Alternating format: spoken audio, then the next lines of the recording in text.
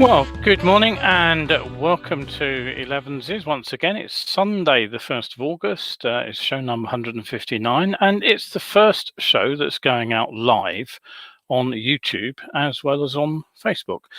So if anybody's watching on YouTube this morning, it'd be good to see you here today, and hopefully you'll join us for future shows.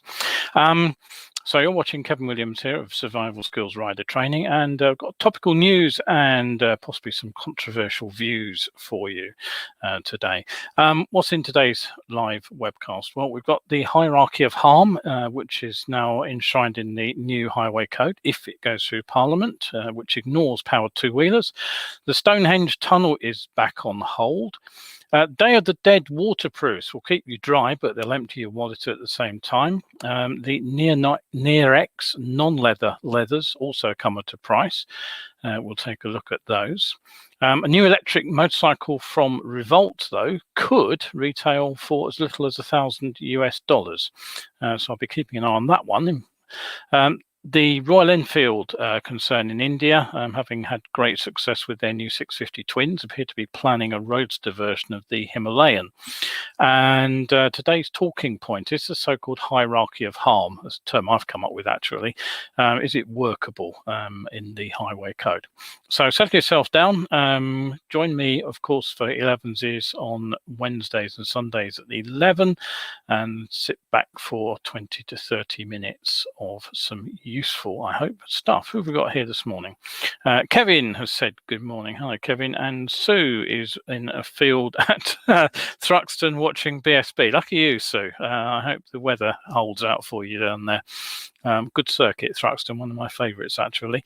Don't forget, if you've got any comments, questions, puzzles, anything you want to feedback to me about the show, anything you'd like me to cover, I keep asking that. If you want anything to me to talk about, anything, I'm more than happy to do it. Just drop me a line. Right, okay, so Paul and Jeff have also looked in. Right, okay, Jeff says only the first time he's seen it on live and not on catch-up. Excellent. Right, so, okay, on with the show then. First thing to say, don't forget, Science of Being Seen tickets are still available. I am running an extra show on Tuesday. I did make a mention of this. What happened with the original one was it clashed with the Euro semi-finals, of course. So I hope you can make it along to that one. The show is all about, let me get the right thing up. Where's it gone?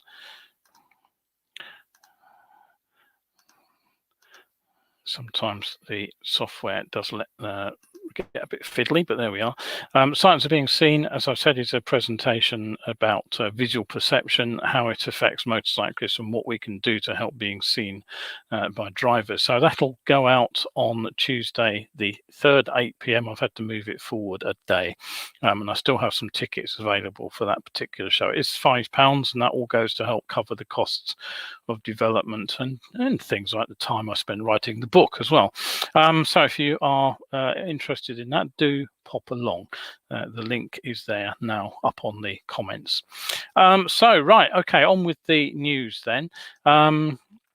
Following the consultation on changes on the highway code, which would include putting the pedestrians and cyclists at the top of a new road user hierarchy, Grant Shapps, Transport Secretary, has announced that a series of changes to the booklet will go before Parliament this autumn. Now, the main changes would give pedestrians and cyclists priorities at junctions. It would include that hierarchy of road users. So the idea of that is to ensure that those who could do the greatest harm, that is, the bigger the vehicle and the more powerful it is and the faster it goes, basically, the more responsibility they have to look after others. And pretty much by definition, what they mean by that is pedestrians and cyclists. Although motorcyclists, of course, are defined as vulnerable road users, the Transport Secretary said millions of us have found over the past year how cycling and walking are great ways to stay fit, ease congestion on the roads, and do your bit for the environment. and I notice he says your bit, actually. That's interesting, isn't it? Just a little observation there. As we build back greener from the pandemic, we're determined to keep that trend going by making active travel easier and safer for everyone. There'll be some of a £338 million package set aside to boost cycling and walking across the country in order to make the public make sustainable travel choices to make air cleaner and cities green for the public. DfT said the investment would also be used to cover infrastructure upgrades, such as the construction of hundreds of miles of new cycle lanes. So now I'm going to come back to that at the end of the show, actually. Last year, the government gave the go-ahead for the construction of a road tunnel near Stonehenge, and you may recall that a month ago I reported that campaigners had crowdfunded an appeal to the High Court stating that the decision had broken the rules. Now, here's the background. The £1.7 billion Highways England project to upgrade the road to a dual carriageway has been designed to reduce the notorious congestion on the A303, which is one of the main links down to the southwest of the country, you probably know. And the planned tunnel would basically be at the Henge, and it would remove the sight and sound of traffic passing near the World Heritage Site, and work had been planned to start in 2023. Now, archaeologists and the DfT's own planning inspectorate, their own expert panel basically, have argued that historic sites near the Henge would be destroyed by the cut and cover method of construction. Now, essentially what this does is it involves digging a big trench, building the road in the bottom and then roofing it over again. It's far cheaper than digging a tunnel in the sort of sense of the Channel Tunnel, for example, where you basically bore a hole. Unfortunately, it's also very destructive of the archaeological landscape through which the tunnel would run, which is amongst the richest in the world. And the case has now been decided. Mr. Justice Holgate has ruled against the government on this. In his ruling, he found that Mr. Schaap's decision was unlawful on two grounds. Now, first, he said there was a material error of law in the government's decision-making process, as there was no evidence for the impact on each individual asset of the site. And he also said that Mr. Schaap's had failed to consider alternative schemes in accordance with World Heritage Convention and common law. And so that basically means the go-ahead order granted by Grant Shapps last year has now been quashed. So the project goes back on ice. A Department for Transport spokesman said, "We are disappointed in the judgment and are considering it carefully before deciding how to proceed." The acting chief executive of Highways England, Nick Harris, he said, "We now have to wait while the Department for Transport considers its options. We still believe our project is the best solution to the ongoing issues along the A303 past Stonehenge, and it was developed after a long and extensive collaboration with our key stakeholders." Well, clearly, those key stakeholders didn't include all the archaeologists and even their own panel of experts. So, right, okay. Let me move along to the next story. Nick has looked in. Good to see you too, Nick.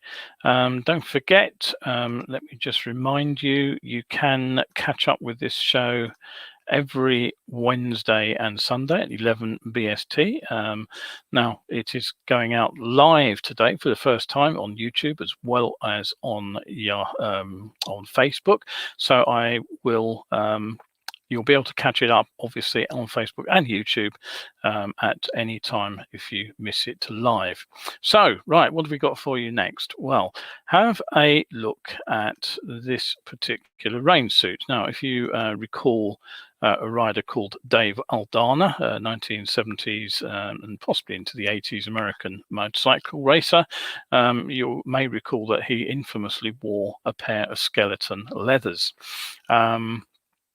Now, they actually got banned, I believe, at one point, but anyway, hey-ho. This is the urban.co.uk fuel of Day of the Dead rain suit. Now, I'll give you the link to that in just a moment. I've always said that riders should pick out gear that presents a recognizable silhouette, but this wasn't quite what I meant when I said that. The blurb on the website says it's one of the coolest suits we've ever seen, and that if you want to stand out when the weather turns sour, but full-on 80s fluoro isn't your thing, here's an alternative. And they look awesome, and they keep you dry in the downpour. Well, I would hope they certainly do that. And although they're black, we're told, of course, that the high-vis reflective skeleton print actually increases your conspicuity. Well, it actually would if a spotlight shines on you. That's the trouble I keep mentioning about reflective material in the daytime. It doesn't actually do very much. By definition, it reflects light. So unless there's actually strong light falling on it, it doesn't really do very much. An interesting thing is, of course, the print is on the front where you're hunched over your motorcycle, so you're not really going to see it. It would have been perhaps a little bit more useful on the back. Anyway, you can look at that one up if you want to online. Frankly, at £90 for that suit, I will be giving it a bit of a miss. Thank you very much. Malk, thank you for sending that one on.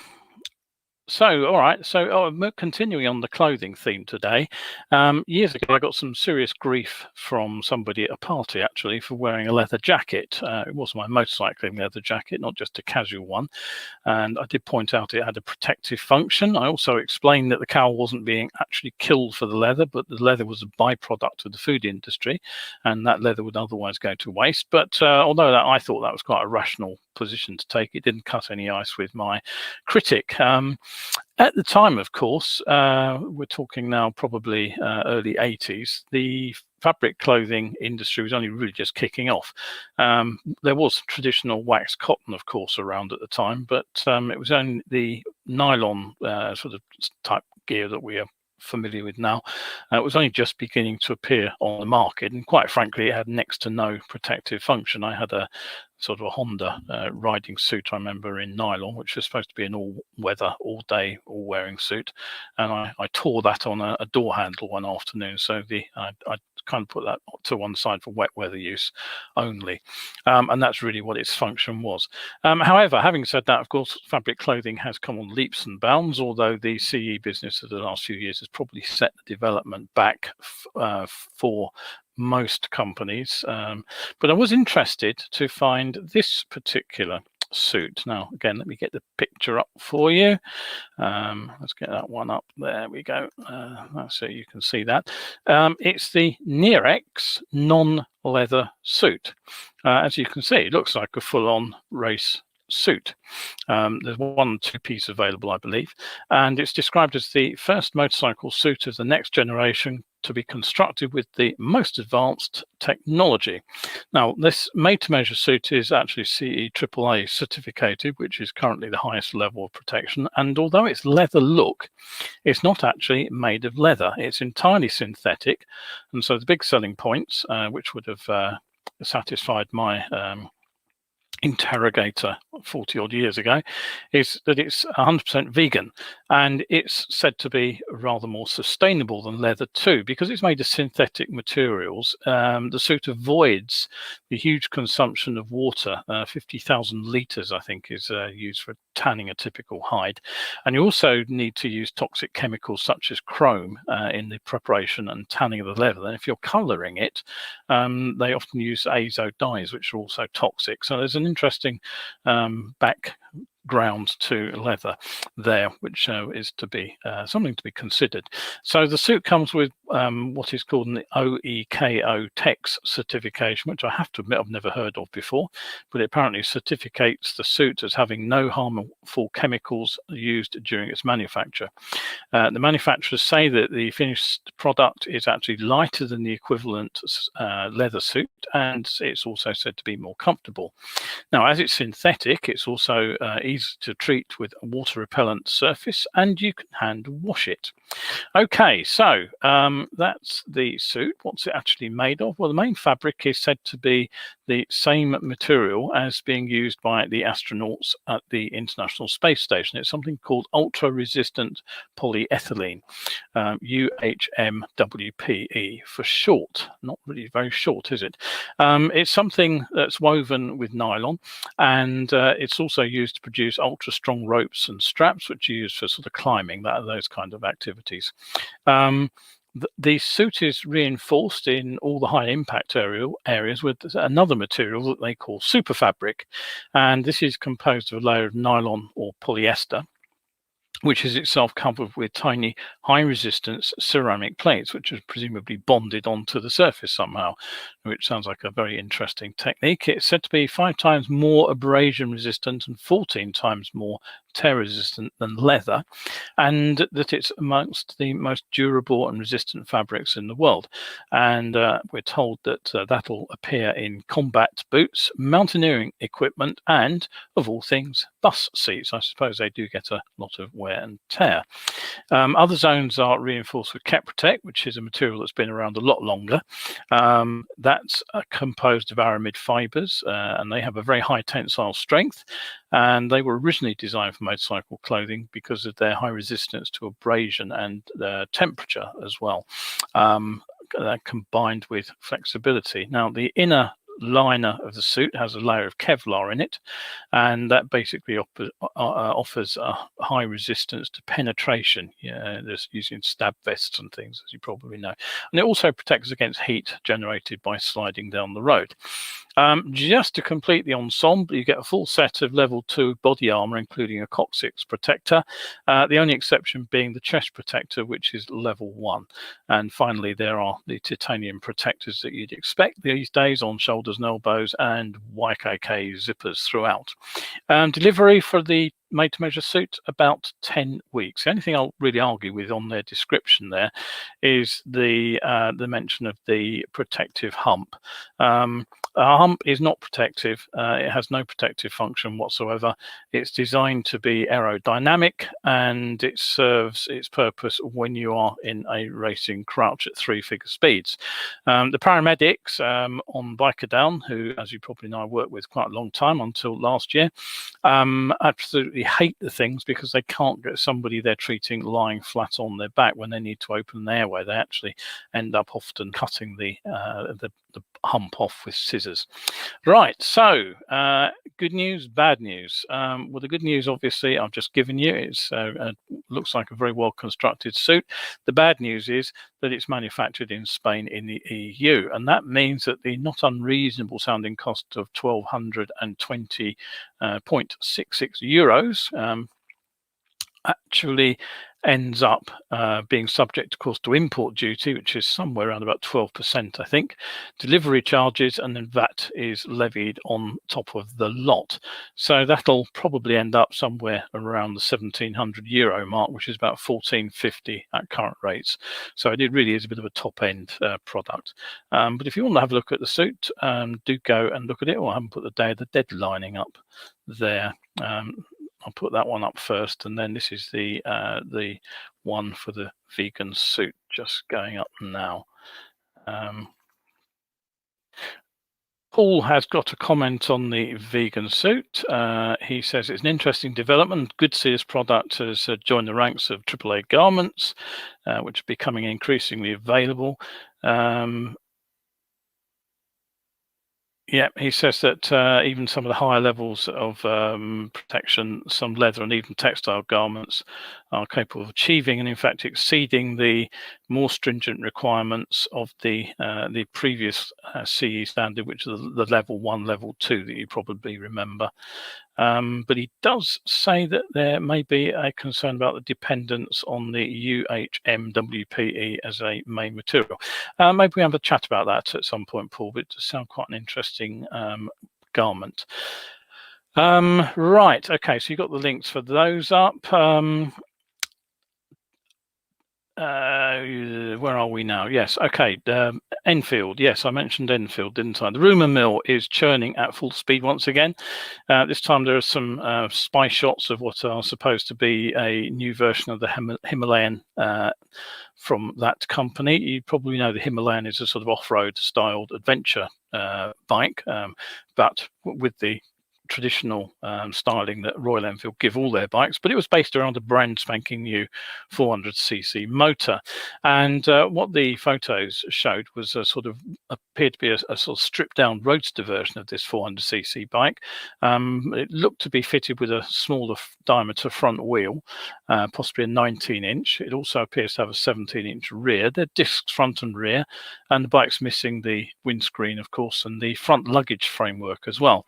Now, the current Himalayan gets an air-cooled 411cc single. It's only a modest 24.3 horsepower. You probably need that 0.3, but it is quite torquey, 23 and 32 actually Newton meters at 4,000 RPM. So it's a chugger rather than a buzzer.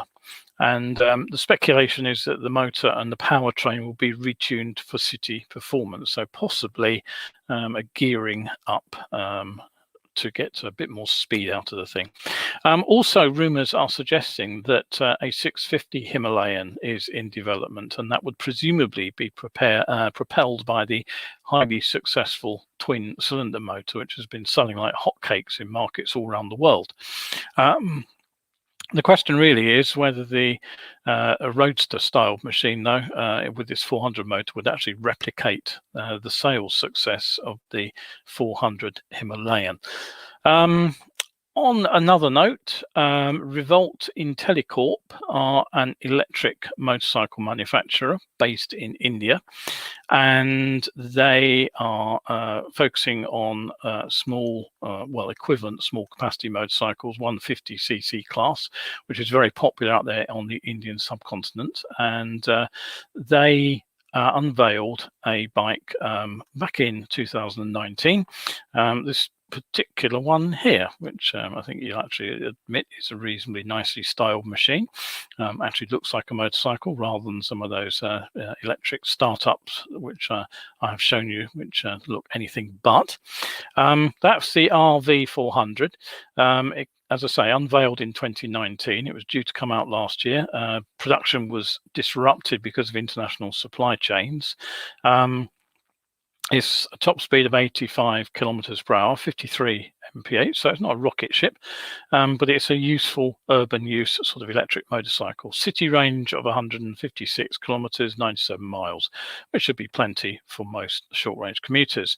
Now, the brand has actually collaborated with Domino's Pizza out in India, and they've taken delivery of a whole bunch of their bikes. They've bought up the entire range of their RV3s, which was a slightly less performance-oriented version of this particular machine. Now, to replace that, they have launched a new model altogether, which is being touted as a new entry-level, low-cost motorcycle.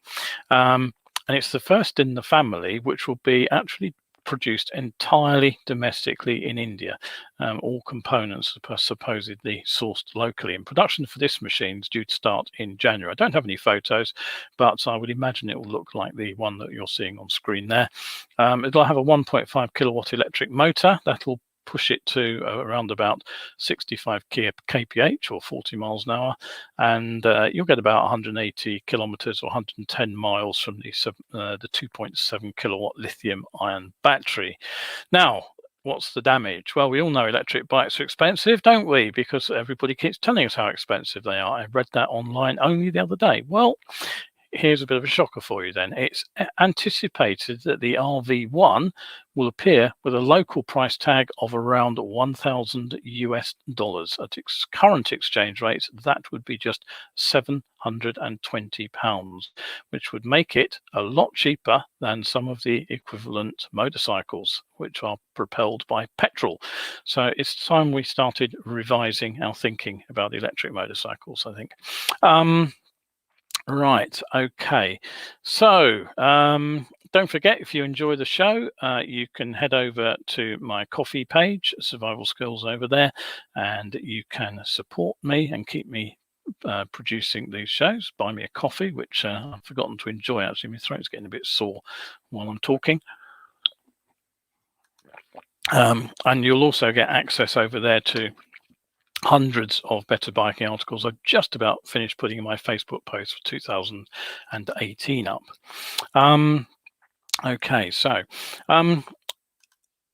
we're 2/3 of the way through the summer months now, so we are looking at the sort of fag end of summer, as it were, but we still have plenty of long daylight hours for the time being. So I'm still offering evening training courses. I've run several of those recently. We're starting at 6:30 for the next month or so, or you can run an evening riding assessment, which can start a little bit later, about 7 o'clock, because the on-road time is a little bit shorter. Now, I'm hoping for a long, dry and warm autumn, because it is my favourite time of the year. Unfortunately, as you probably noticed, it is a little changeable on the weather. So if you do want to book a course, I will tell you about my wet weather riding guarantee. I can't guarantee it won't rain, of course, but what I do is offer you a postponement if I think it is likely the weather will disrupt the course. Now, personally, I don't think it's character building to ride in bad weather just because, and particularly when you're actually training, then you're struggling because you're trying to enhance your riding skills. And if you're basically slithering around, struggling to see through a misted up visor and wondering which puddle is actually a pothole, you're not really thinking about what you're doing on the training course. So I prefer to run these courses in good weather. The only exception, of course, is when somebody actually asks me to book a course to teach them to deal with rain. Then we'll obviously look for the wet weather. But basically what I do is look at the forecast. It's usually fairly obvious 72 hours or so beforehand if we're going to look at a bit of a problem, and then I keep an eye on things and offer you to reschedule at no cost to yourself. Now, how many other motorcycle trainers offer that? Right, okay, now I'm going to come back to the first item on the show, which was the highway code issue. Now, you'll remember that the highway code is to be adjusted so that there is this hierarchy of harm, as I've described it, where the road users who can do the most are supposed to look out for the road users who can do are most likely to come to grief. Now, one of the issues is the so-called Dutch reach. In case you're not sure entirely what that is, it means if you're a driver's side passenger, what you're supposed to do is reach around with the wrong arm, so it would be this arm, open the door with that way, and that's supposed to twist you in your seat so that you can look out before you fully open the door. I tried it. I found it almost impossible to do with a modern car with a heavy door when you're facing up a curb. And the question, of course, is why is a cyclist cycling so close to a parked car, particularly one that's just stopped, and that they can be clipped by a door? I mean, obviously the driver and the passenger should take some care to look, but you know, equally, a cyclist shouldn't put themselves at risk if they can possibly avoid it. The other big change is that drivers would have to give way to pedestrians who are waiting to cross a side road. Now, at the moment, drivers have always been supposed to give way to pedestrians who are already in the road. That's already enshrined in the highway code and has been ever since it was written. But under the new guidance, vehicles turning would have to stop. Now, just imagine if you're turning left, it means you basically have to be fairly cautious and just double check the pavement. That's not too much of a drama. You also have to be fairly aware that somebody might run into the back of you at this point if they don't expect you to stop, turning into what appears to be a completely empty road. But the big problem to me seems to be when a vehicle tries to turn right into a side road, because now you're broadside on and you're blocking the opposing lane. Now, it may seem easy to pick a gap in both the traffic stream and in a flow of pedestrians, but if you drive in London or ride a motorcycle in London, Regent Street, for example, you're turning right into a side road off Regent Street. The chances of finding a break in a stream of pedestrians who have right of way is next to nothing. So you are going to be basically stopping broadside on across the flow of traffic and potentially putting yourself and other road users at risk, including, of course, cyclists, who we'll come on to in a moment. Now, the other change on the rulings is that the priorities would apparently require a driver turning left to cede priority to a cyclist from behind who is travelling straight on. Now, to my mind, that makes life much more difficult again for the driver and much more likely to be error prone. You basically assume that the driver can see a cyclist in the near side mirror. Now, obviously, that means doing more checks. You're also looking for pedestrians on the pavement you might have to give way to. Now, we should all check before turning left, of course, but it's not actually a trivial task. Most vehicles don't have particularly fantastic mirrors. Most car mirrors are fairly useless. They're designed for aerodynamics and getting the car going further on a gallon of fuel than anything else. Compare and contrast with the typical van mirror, and you'll see exactly what I mean. So it's entirely possible, of course, if the cyclist has been behind your car in the blind spot, that you may actually check and not see them at all. And then as you start your turn, if the cyclist is going to insist on his right of way, there's all the potential there for a collision. So essentially what this is doing is taking away the responsibility of a cyclist to look ahead and spot a turning vehicle and give way to that turning vehicle when passing up the near side, and to reverse it and turn it into a much, much more complex and risky and error-prone task that the driver will have to make. Now, Ben Graham commented this morning on the ELEVENSES setup post. He said, the founding principle of all rider and driver training I've ever been involved in is in identifying hazards and dealing with them for the safety of others. I'm astounded that anyone thinks that advising a cyclist they have priority going ahead up the near side of a large vehicle turning left, operated by another single person with only one pair of eyes and enormous blind spots, is a good idea. Totally bonkers. So yes, just think about the problems that HGV drivers have, for example. As soon as the cab is turned at a slight angle to the rear of the vehicle, as that vehicle may well have to do, it may have to swing out wide to take the turn, then those vehicles lose sight of the road behind them. Those drivers, I should say, lose sight of what's behind them. So I'm in full agreement. The majority of drivers and riders do look out for more vulnerable road users already. I know there are lots of casualties, but if they didn't, those casualty stats would be far, far higher, as I keep saying. And I'm sure the vast majority of cyclists and pedestrians will continue to look out for themselves, because I don't think most people are daft enough to assume that they will be seen. But the real problem lies in who assumes liability after a collision. This moves towards an automatic assumption that if you're higher up this hierarchy of harm, as I've called it, you're automatically responsible when things go wrong, unless you can prove otherwise. Now, years ago, I had a collision with a pedestrian on a zebra crossing. Now, what happened was I was coming around the Aldwych, which you probably know is one of the busiest junctions in London. And he took 3 steps out of a door from a building to the side of the road. It was about 3 paces across the pavement, and he was straight onto the zebra in front of me.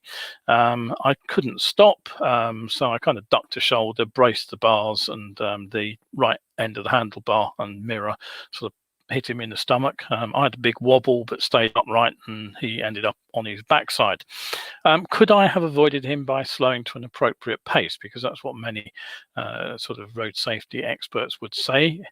Well, possibly, but I had perhaps 2 seconds to see him in the middle of one of London's busiest intersections, where there are vehicles going in all directions, and that included my reaction time, of course. So you enter the realm of infinitely close, infinitely slow absurdity as you get closer to the crossing.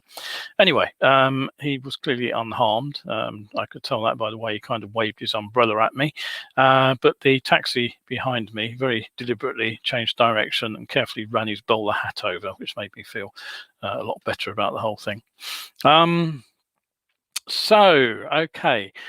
is, of course, an argument to say this hierarchy of harm should extend to motorcyclists who are recognised as vulnerable road users. But as Ben said as well, it does seem that practically every road use policy that's been developed recently by local authorities has been called out for lack of consideration for motorcyclists. And I have to say that that's absolutely correct in my opinion. There have been one or two exceptions, but the vast majority don't seem to take powered two-wheelers into account. Nor is there anything generally in the package about making life safer for all powered vehicle users, other than raising further awareness about the dangers of speeding. So given the current enthusiasm for walking and cycling, I don't think it's really very surprising. All I can say as a powered vehicle user myself is that much of the construction that has already been done to the infrastructure has simply made travel by vehicle slower, more inconvenient, more expensive, and infinitely more frustrating. Miles of cycle lane have been put in that are barely used. Pavements have been widened where no one walks. Neighbourhoods have been sealed off, causing problems not just for the locals to get in and out of their own roads without long detours. That's happened here where I live, but it's causing problems for emergency services, taxis, and delivery drivers getting in, of course. And we're looking at an integrated transport system, not prioritising one over the other. And really, I have to ask, is this how we want our transport system to develop? I would hope not longer term. Right, so that's pretty much it for another show. Kevin's just mentioned that if you buy your suit in Spain and wear it home, the duty can be, he asks if the duty cannot be avoided. Well, technically, you're supposed to declare it at the border. Whether you will or not is another matter, and something I'm not prepared to comment on. But if you buy a spanky new camera or something in Japan and bring it back to the UK, it's supposed to be declared at the border. Right, anything else to say? That's pretty much it for today. Just a reminder that this show has gone out live on YouTube, and if we have any viewers on YouTube who are watching live, you are very welcome and very good to see you. And I hope you tune back in for the next show, which will be on Wednesday at 11. So that's it for today. Stay safe out there, and as I say, back on Wednesday. Thanks very much to you all for tuning in. Bye for now from Kevin Williams.